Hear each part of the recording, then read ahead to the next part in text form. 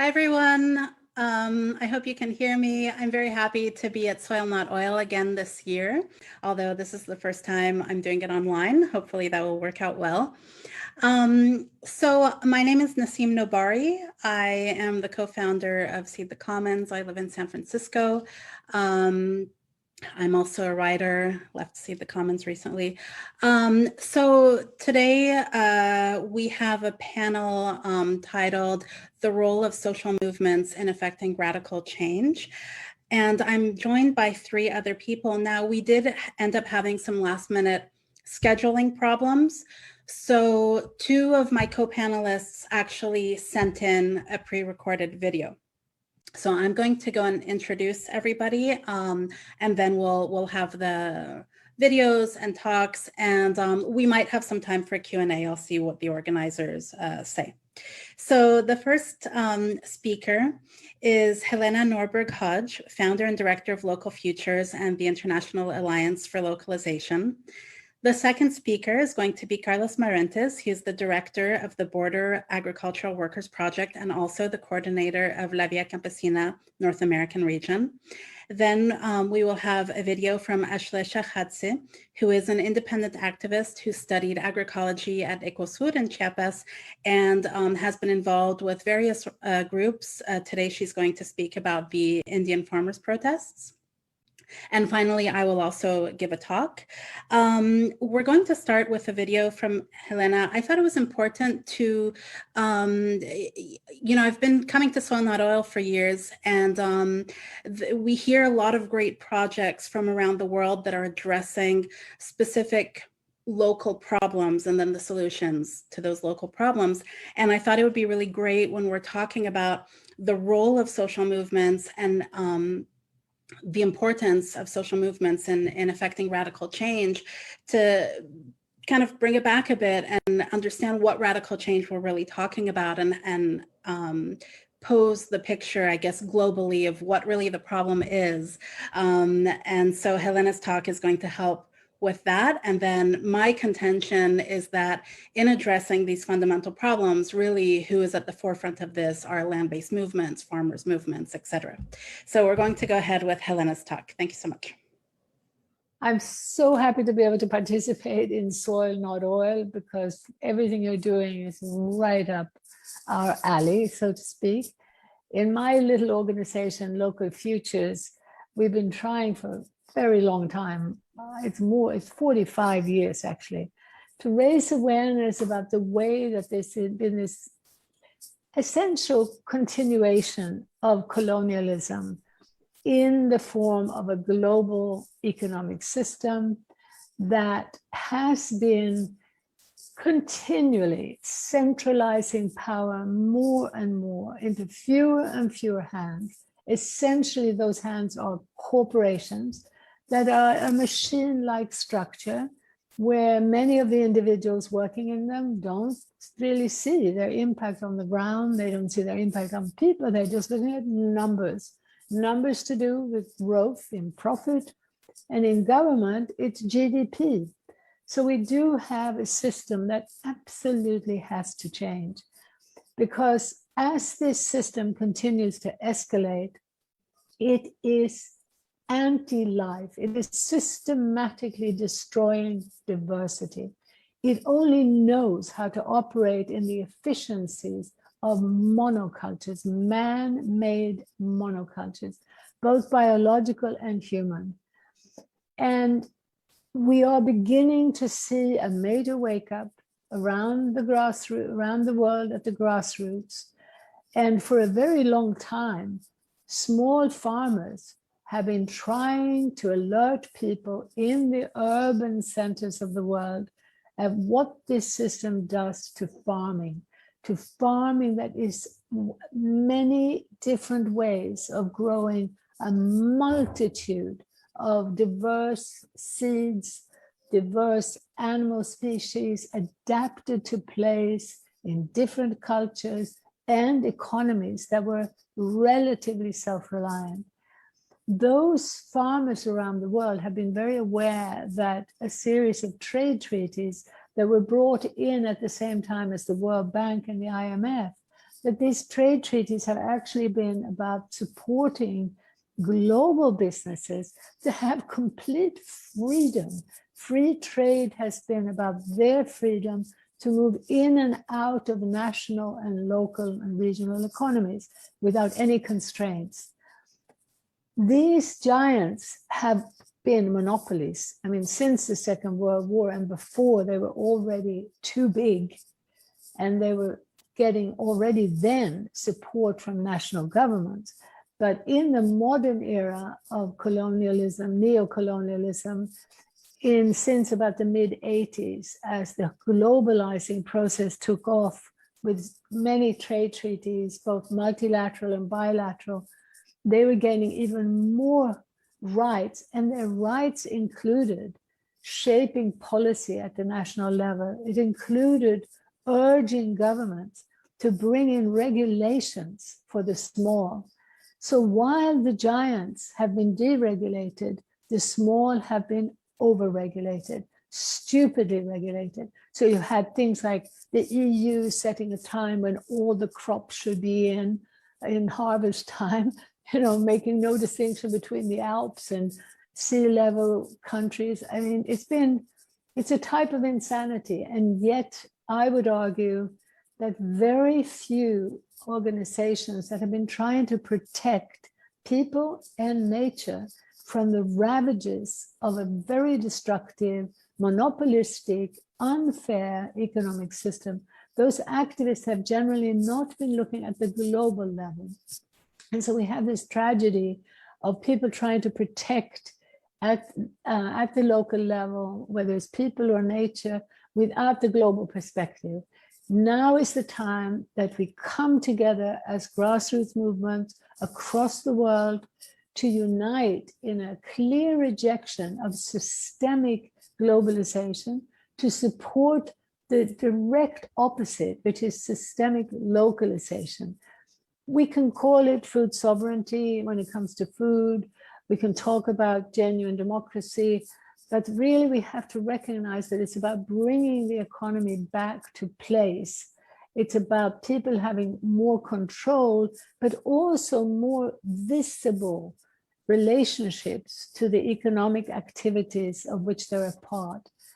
We have now a situation where, particularly in the industrialized countries, the average citizen has no idea of their impact on the other side of the world. What is so badly needed now is deeper discourse, ideally also experiential exchange between the movements in the so-called global north and the global south, in order to have a deeper understanding that it's in everybody's interest to strengthen local economies, and that it is absolutely essential that we focus on food as the #1 priority. The food system as a global system is the biggest contributor to climate change. It's the biggest contributor to the loss of biodiversity, and that means the extinction of species. It is the biggest contributor to ill health, whether it's cancer from pesticides, fungicides, and herbicides, or it's the obesity epidemic through trans fats, high fructose corn syrup. We are seeing, when we look at the global food economy, the major reason for most of the crises we face, because it's not only causing ill health to human beings, it's not only destroying the environment, it's systematically destroying livelihoods, it's destroying identities, it's destroying cultural diversity, linguistic diversity. When it does that, it is one of the main reasons for fundamentalism and violence. When you rob men in particular of their livelihood and of their identity, that is a recipe for violence. And very often the conflict will be localized, but the reasons are the concentration, the centralization of fewer and fewer jobs in bigger and bigger urban centers, where people have virtually no control over their lives, and where they're suddenly pitted against each other for scarce resources and ever fewer jobs. As they're pitted in that urban system, without any control over their lives, the first enemy is often the nearest other. And it can also translate into an anger against government. But it's now time that we really look at the techno-economic system. Money is a technology, and technology, particularly since the Second World War, has become more and more dangerous, more and more centralizing. We know that after the war, the fossil fuels, which were supposedly cheap, were the drivers of this very destructive system. We now know that industrial monocultures cannot feed the world. Most people know. But we are now in danger of falling victims to propaganda from big business that makes it seem as though renewable energy and the internet technologies, the 3D printing, and particularly robots are the way forward. We're seeing a lot of romanticization of robots, even marketing them as with the message, well, human beings have made such a mess of this planet. Let's hope that the robots will be kinder, wiser, gentler. We are being told that these robots will be able to spray just the right amount in just the right places. They won't be stupid and clumsy like human beings. We have a huge job now to really clear our minds, to step back, and with the big picture, in deep dialogue with the grassroots in both North and South, we have a chance to see a very clear picture that not only is the global system escalating and becoming more and more dangerous, but when you look close to the ground, you will see that people have actually started through intuition, through just being in touch with their bodies, by seeing what is healthy and not healthy. They have started to move towards creating more localized, more human scale, more diversified systems, particularly in food, but even in housing and energy. The bottom-up people's movement, which we call the worldwide localization movement, is actually far more advanced than most people know. It's far more powerful than most people know. But we do now have a race for time. Which side are we going to be on? Are we going to be supporting that people's movement that understands that diversity is a fact of life, that community is an absolutely necessary fact for healthy people and a healthy society? So we're going to support the path towards human beings linking hands to create human scale structures, or are we going to allow a robotic top-down path which is taking us towards extinction very rapidly? So really, the choice now is for all of us to join the movement and to understand that whether your main concern is poverty, whether your main concern is the loss of democracy, whether it's climate, whether it's plastic, whether it's cancer, whether it's epidemics of depression, whether it's fundamentalism and violence, refugees, whatever the issue, coming together across single issues to unite in systemic change is the way forward. Thank you.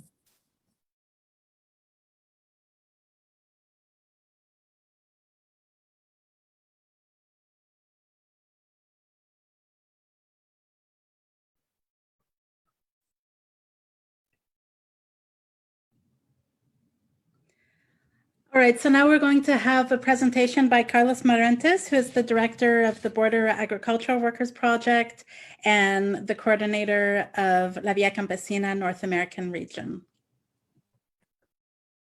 Thank you. Thank you, Nassim. Thanks for the invitation to be part of this important session of the conference. I thank everybody, the organizers, the public, all the persons that are being part of this important event. In El Paso, Texas. From where I'm calling, from I'm, being connected to the conference, uh, uh, is the border. You know, from here, I can see from my window the landscape of Juarez, which is Mexico. So I'm very close to the border, couple miles from here. So this is a border community that used to be one big community, but suddenly this community started to hold these strategies to divide us with the argument that United States needed to control the border and needed to contain migration, the flow of migrants crossing back and forth. From this window, also I can see the border wall that now separate us as a community. That started to build President Bush and then continued to be built under the Obama administration. And we don't see any stop to the construction of this wall of apartheid under the current administration. So from this window, I can see the border. But something that I saw in July, in the middle of the month of last month, was a huge cloud of fumes. Huge, something incredible. What happened that day, there was a fire in a maquiladora. The maquiladoras are basically factories owned by United States corporations. In that day, there was an explosion in that maquiladora. Suddenly, you can see a black cloud in the landscape. I can see it from here, and then the sky started to lost their color. You know, it was no longer blue. Started to be gray. You know, something very dramatic. It came into my mind that all these climate disasters that we face today are the result of the model of, production in the way that the economy works under this terrible, terrible system. So in a way, it is the system, responsible for all the consequences that we suffer and that we see every day in regards to climate and environmental tragedies. So this border also is very important for us, especially these days, because in 2017, the past administration started to militarize the border. The strategy was to contain the migration from the south, especially the caravans of refugees that started to leave their countries, especially countries in Central America, Honduras, El Salvador, Guatemala. And the United States government attempted to contain that migration. And in order to do that, they sent the army, the National Guards. They basically militarized the border, something that existed, but not to the degree that we have today. So I like to start by talking about migration. If something is, if there's a symbol, a significant social symbol of the climate and environmental crisis we face today, that symbol is represented by the close to 50 million human beings that have left their homelands, their land, due to the climate impact that they are facing in the communities. Droughts, very aggressive drought, floods, and many other terrible impact that have created this terrible crisis of devastation. So the migrant farm workers that I work with, agricultural workers in this border area, I'm based in El Paso, Texas, but I have been organizing agricultural workers for almost 40 years now. Most of the agricultural workers that I organize are the ones that used to be peasants back home, campesinos, ejidatarios, small farmers that used to work the land, that used to produce food for their families and for their communities, and that at one point lost their capacity to continue working their lands. For many reasons. A very important reason is the dramatic disruption being created by climate change. Just to give you an example of how dramatic this strategy has been especially for rural Mexico. Before, during the 60s, the Mexican countrysides used to be able to produce enough food to feed the residents of Mexico. They were efficient on producing corn, beans, and the most basic elements of the nutrition of the people of Mexico. In the rural communities, used to be, food production that was essential for the families and for the rural communities. But there was also a very important production that will be sent by rural Mexico to the cities to feed the urban population. So up until the 60s, Mexico used to be self-sufficient in the production and food to feed the Mexican people. Today, Mexico, the Mexican people depend on the import of food. Just to give an example, more than 60% of the food, of the corn production and distribution in Mexico is now controlled by two U.S. corporations, Cargill and Conagra. And adding to this attack against production came the environmental problem that we see today. When you're a small farmer, when you are a campesina and you work your piece of land, you produce food for your family, for your community, and to bring it to the market for the rest of the residents of your region. You take care of nature. You take care of Mother Earth. You take care of the water. You take care of all the systems that you understand, play a role in the production of food. That culture of food production tied to the integrity of nature was lost with the invasion of corporations into Mexico, and especially with the Green Revolution of last century that was led by the World Bank.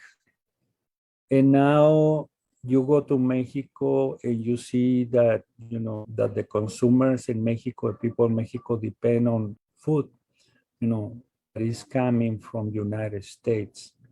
But you also see the devastation created by this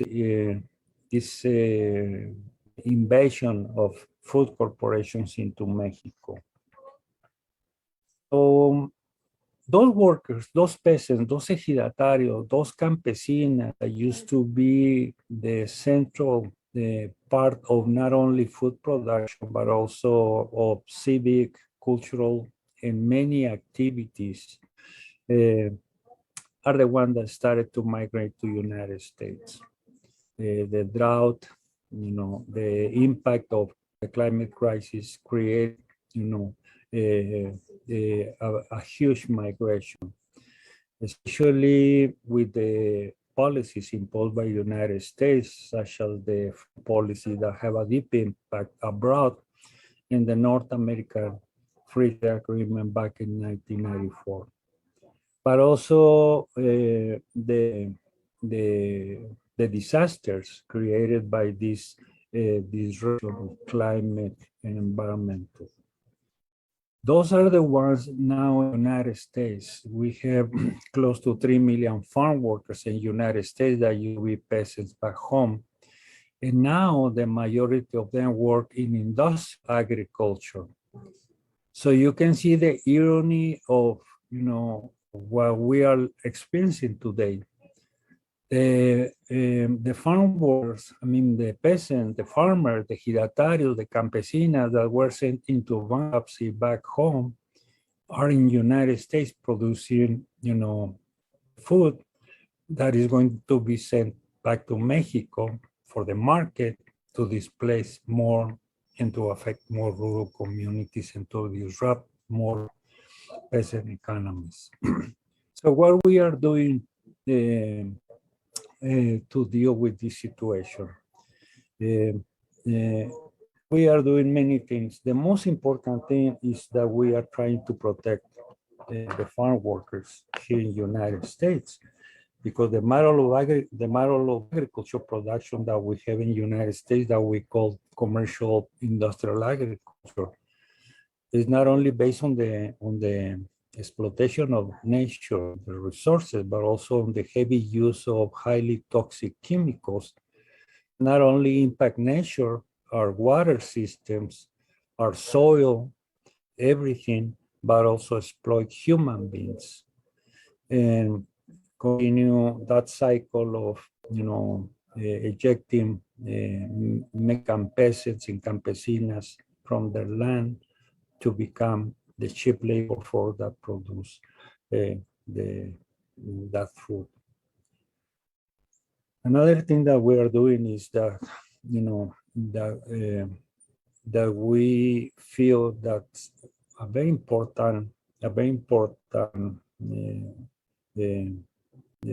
solution is to review economies, the peasant economies in the South. Now, we relate to the environmental justice movement here in the United States. Many of our organizations within the environmental justice movement are friends of us. We work together and we see what they do every day. But we also see another sector of the environmental justice movement that has been captured by the big greens, the big environmental programs that's supposed to, have these ideas of how to alleviate the impact of climate change, global warming, the devastation of the land. But they are tied to capital, They are tied to the same economic system and the same economic interest that has caused so much devastation. So we have a Mexican saying that goes like this: no puedes estar con Dios y con el diablo a la misma vez. You cannot please God and the devil at the same time.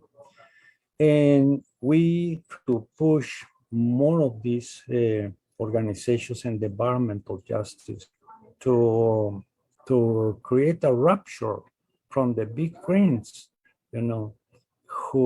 because seems to us that what these big greens are trying to create is an illusion that we can have capitalism and we can have, a green economy, a green social life.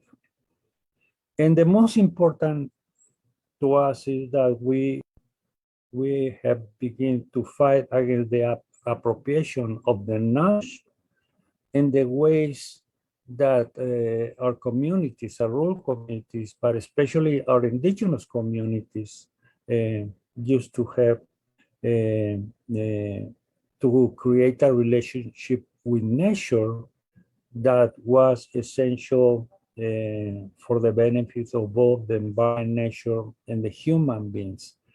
Today, we see many proposals, even by NGOs that's supposed to be in favor or that's supposed to embrace environmental justice, but that has started to appropriate, the knowledge and the ways of ancestral lands, of Native Americans, or indigenous communities.